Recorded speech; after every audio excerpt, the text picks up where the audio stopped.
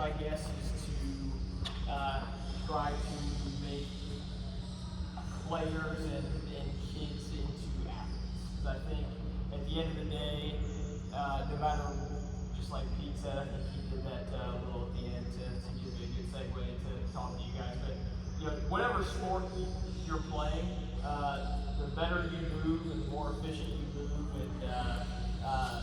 and the more balanced you are, the better you're going to be ultimately. So I take what I do a lot of. I've been personal training here, been fitness director for 6 years, training for 10.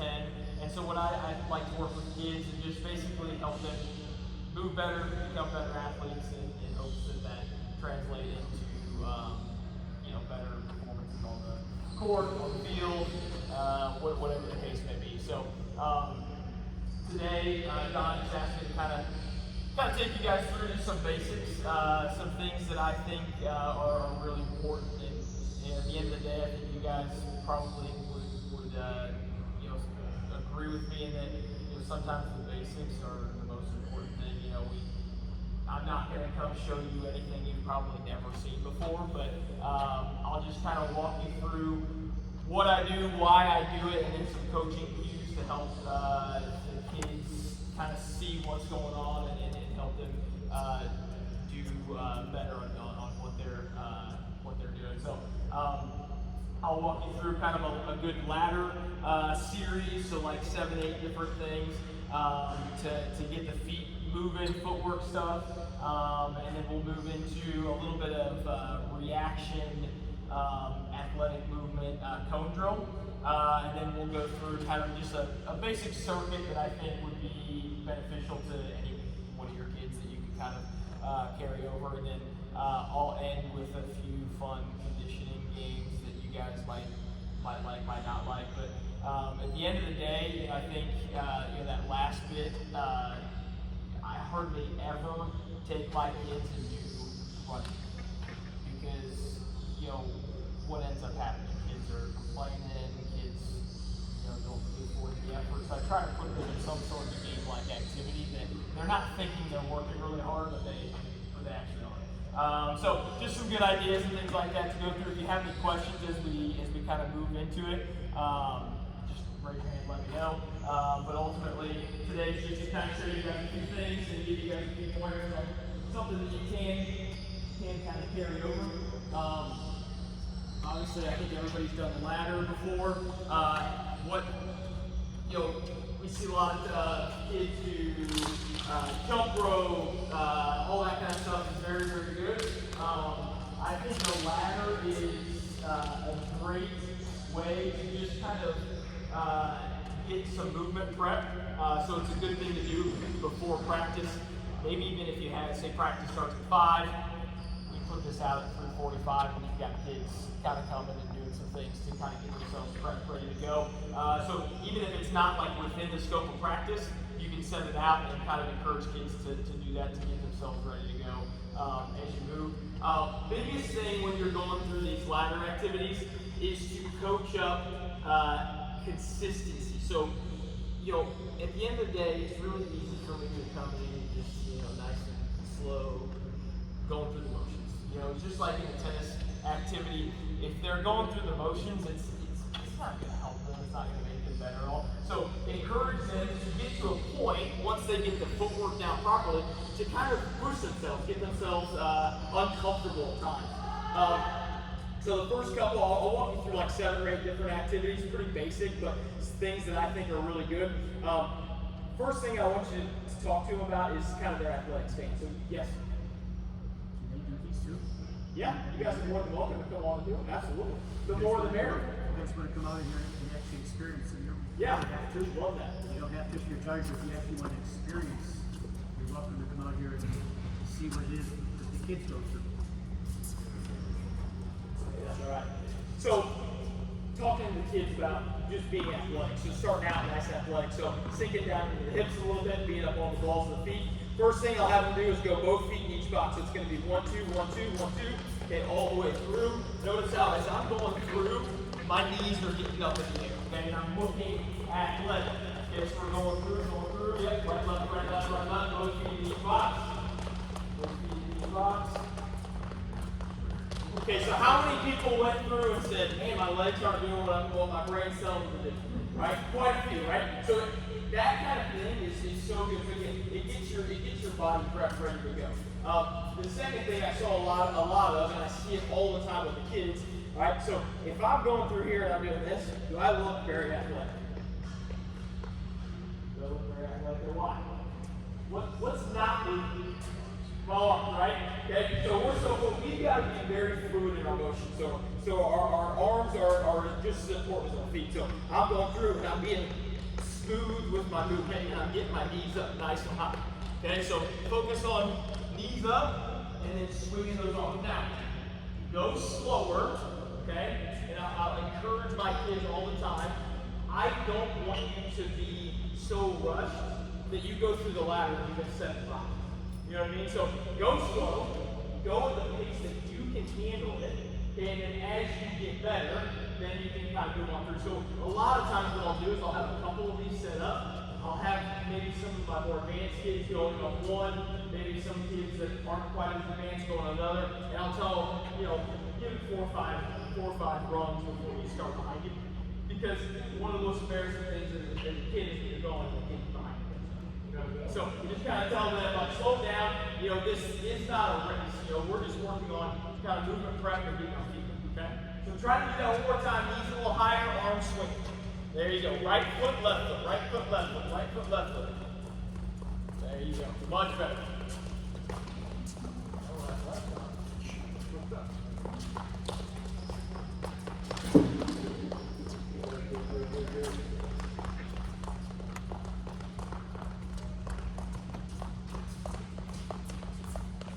Okay, perfect. A lot better. Okay, slow it down. Okay, then as you go, I would encourage you guys to kind of speed it up a little bit more and a little bit more.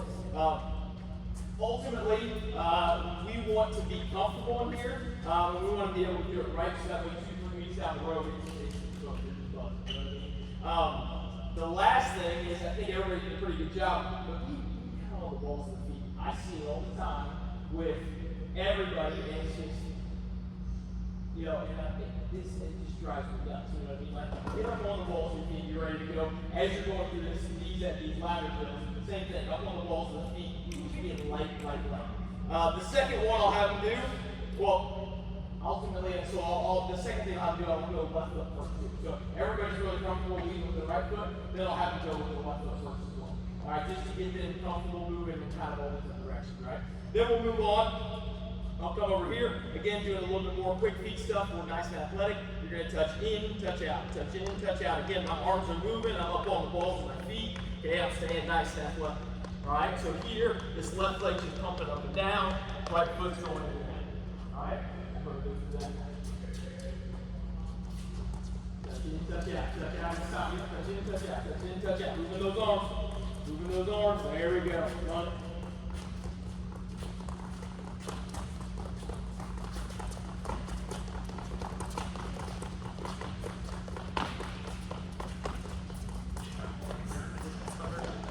It's much harder than it looks. Yeah.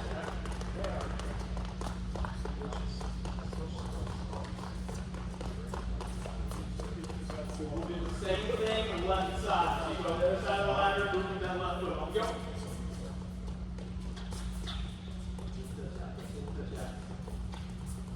Move those arms, move those arms, move those arms.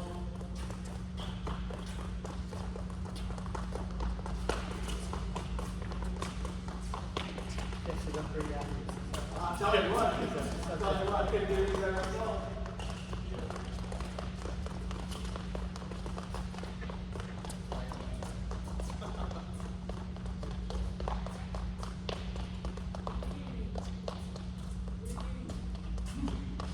Good.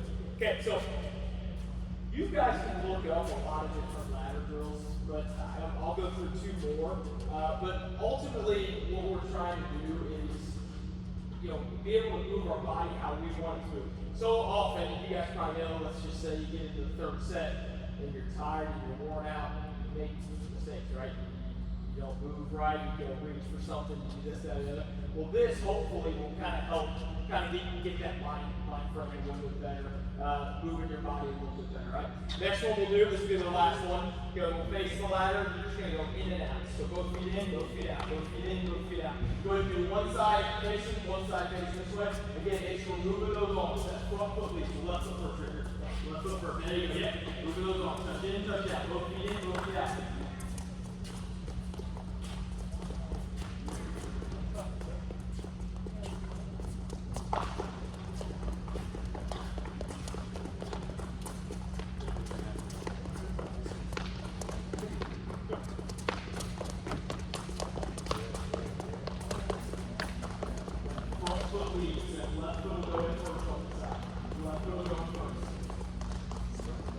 It's hard to do, right?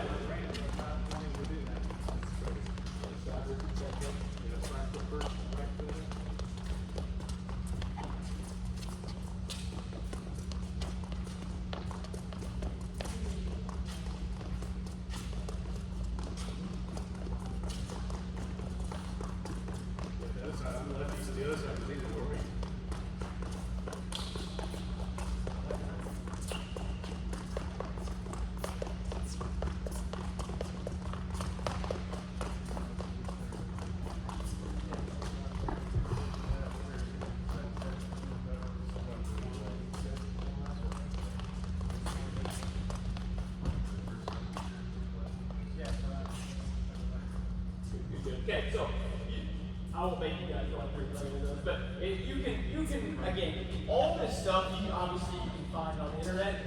It's just how you execute, how you coach it. All right, so when you're going through these things, it's more difficult than it looks, and you know, just like when you're doing drills in tennis, you know, don't let them skate by with just going through the motions or you know, I'm missing a couple, no big deal. You know, really hone in on just proper footwork and technique. And you'll find, I mean, if I had you guys do this for the next 10, 15 minutes, you'd be amazed how, like, I'm feeling pretty good. Like, I can maybe I'll go dancing, you know, that kind of thing. So the more and more you do this, the better. You know what I mean? So you're having this out a couple times a week, doing different things. This can be part of your warm-up if you want it to be, because it's not necessarily, your movement isn't so much that you're going to pull something. It can be definitely a preparation for practice. So I would incorporate this as much as you have time for. I know some of our coaches, we like to get into tennis right away or soccer. I don't want to do any of the other stuff because I got things to work on my craft. But I think this would help a lot of kids if they would become consistent. Again, you can look up a million activities on here that you can do, but it does get the mind and the feet working together all in one. The next thing that I think is one of my more favorite activities that I do with a lot of these kids. Easy, good. That's what it is. I'll take some cones. I'll usually set up 2 or 3 of these. I usually do a triangle here. Okay, we'll have 3 or 4 kids per triangle. Okay, 4 yards here. I'll have kids stand in the middle. Again, this is more of a reaction, more athletic, quick to keep moving. So some kids stand in the middle. I'm usually standing up front, calling out direction. So I just have, I count out the cone, 1, 2, and 3. And we'll go through a couple different things in this activity, but I'll have them here. We're nice and athletic. They all call out a number. So whether it be 1, 2, 3, they've got to get to that cone, touch it, get back to the middle, ready to go again. Okay, just like in tennis, we're getting to the sideline, you got to get back to the middle, get set. Good. So I'll call out 1, I get there, get back to the middle, I'm ready to go. I call out 2, get there, get back to the middle. The whole time I'm athletic and my feet are nice and soft and light. All right, so I'll do a series 5, 6, 7 numbers. Okay, and then that's it. You know, I'll just say, okay, next one up. Okay, they go to the back of the line. Usually, like I said, I'll 2 or 3 kids. This activity is very taxing if you're doing it with some intensity. So I'll give them, you know, work to rest ratio, 1 to 2 rest to 1 work. So I'll just kind of rotate it through. But the biggest thing I'm looking for here is being light on Okay, stay up on the balls of my feet, and then my reaction is I'm getting there, get back, get there, get back. Okay, that's all. We do not have to. But, so what I'll do is typically some of the mistakes that I see, okay, is when I'm doing this, I'll say one, and it's here. Okay, and ultimately, does that look athletic? Okay, no, so they're reaching, they're grasping, they're doing anything they can to get to that zone. But if I'm here, okay, and reaching, I'm going to have a really hard time getting back to where I need to be. So I always instruct them, I've got to get all the way to go. I'm here, ready to go. Okay, get back. Okay, boom, boom, boom. So I'll go through like 5 or 6 different times. Again, it's pretty taxing. And then I'll change it up. I'll tell them, okay, now we're not touching the cones. Now, okay, we've got to get our feet around. Okay, so I'm here, nice and athletic. I call out a number, say it's 3. I get there, get around, get back. Okay, go in, 1, get there, get back. Nice and athletic the whole time. Alright? The goal is here is to make sure that my feet are underneath me and within the frame of my body. So often kids want to be here. Okay, I can't move very well here, right? So I need to be here, nice and athletic, up on the balls of my feet. And then when I'm going to get around the cone, I'm not leaning back, I'm not reaching here. Lots of quick, short little steps, and then I'm back there. Because ultimately, the longer those strides, the less contact I'm going to have with how we right? So if my feet are off the ground, I'm reaching or doing this side or the other, it's going to take a lot more time to change direction, move the way. Alright? So that's the progression. So I'll do the first one where I'm touching, second one where I'm getting my feet around. The third time, I will have the kids behind me call out those numbers. Okay, so I'll take a step back. Okay, the person behind will be talking to them. 1, get back to the middle. Make sure they get set before that next number. Because ultimately we want them to get back, ready to go, and call 2, 3, whatever. They get to decide which ones those are. I do that because I think it's important for not only me to move around, but kids have a hard time communicating with each other sometimes, and it kind of gives them a sense of ownership and what have you. But then I'll stand out front. This time, the second time I do it, the kids will be talking, okay, and then on my cue of a clap, they've got to explode and sprint through the single song. So here, so 1, 2, they're moving, okay, even if I'm halfway here, they get that clap on goal. Does that make sense? So that way, I've got to react to something. Okay, so now it's not just in my head, now I've got to be moving. And if they're reaching or doing this and I clap, it's going to be pretty slow. If they're here and I clap, boom, now I'm off the race. Okay, so just kind of making sure that throughout the activity, it's just a constant athletic position, ready to go, being up on the ball. What you'll find is as you do these things, those feet become really, really heavy and they get glued to the ground. It's really important.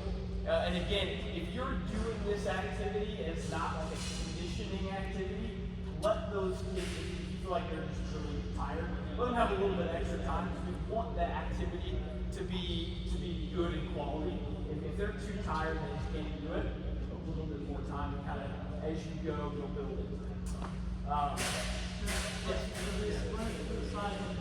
So they'll just, so once that clap happens, they're done and the next person pops through. That makes sense? So that's kind of their ending point. So maybe it's a drop shot, they've got to get there. And then they can just, that's then the recovery is kind of nice. So from like a time standpoint, did you say before they rotate out, you want to call 5 numbers? Is that 5, 6 numbers, that's going to be close to 10 to 12 seconds. Oh, wow. Yeah, 10 to 12 seconds. Because we want them to get back to this point here. Does that make sense? Maybe a little bit. Depends on how big you do it. But also, we want them to get back to here, and then we're ready to go. Boom. Get there, get back. So yeah, 10 to 12 seconds or so is about right. Any more, it becomes, I think, more of a conditioning activity and less of quick feet. Yeah, right. Exactly. So, and again, you can kind of mean, if you want it to be a conditioning activity, you can kind of push the envelope and go very far. In that sense. So you would like maybe like 2 people waiting, 1 person doing? Correct. Yeah. So then they have a rest, like a 2-person rest period. So the work is 10 to 12 seconds, you get like a 20-second, 25-second rest, and you go through 5. Well, however many times you really want to. Is it like 4 sets of the? Yeah, exactly. Yeah. You do 2 on each side, and you can do it. Yeah, for sure. And like I said, this one, I mean, I think I would say that most of my kids don't like this one the most. It is pretty taxing and it takes a lot of effort, but they're really good and they have fun with it, especially when they're with small numbers, because you know you're making the kids work. So that's another really good one. Again, the coaching points, you really want to make sure those feet are kind of in the width of your body. We're not reaching, we're not down here, we're athletic the whole time. If they're wearing a shirt, all of us are wearing a shirt that has some sort of logo on it, you should be able to see that logo at some point. So if you can't see that logo, it's because their chest is facing the ground, and that's not good. You know what I mean? So that's kind of a sign, so you can let them know, hey Richard, I can't see that logo on your shirt, let's get that chest up. So on and so forth. Next, I have a circuit on there that I'll kind of walk you guys through. This is going to be good. Just overall, strength, again, it's not going to be like any sort of like, I've never seen that.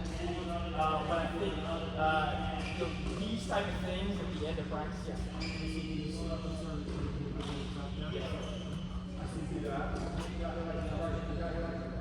Yep. So we've got broad jumps.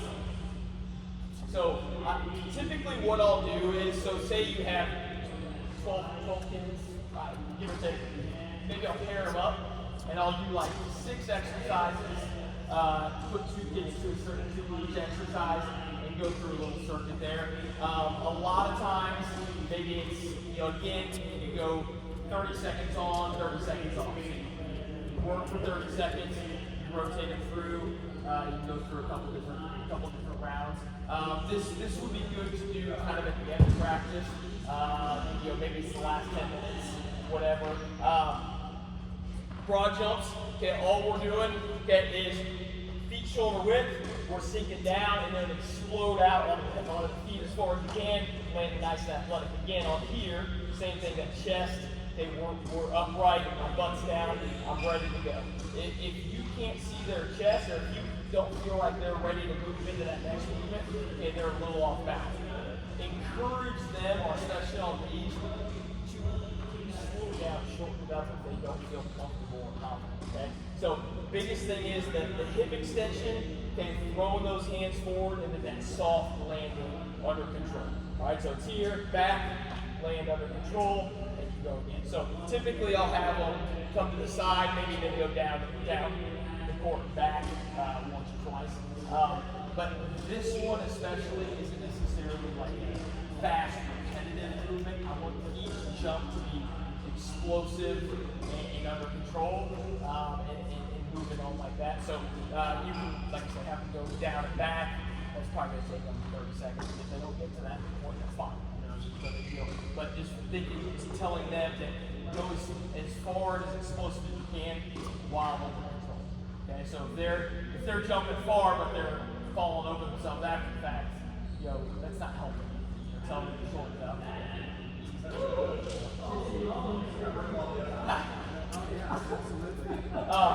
Side planks, so there's shoulder stability. Obviously the obliques, we're stacking the elbow right underneath our shoulder, feet stacked together, hips, heels, shoulder, nice straight line, and we're lifting that hip up to the sky. Okay, so here you can have your hand here. A lot of people have it underneath, as long as you're maintaining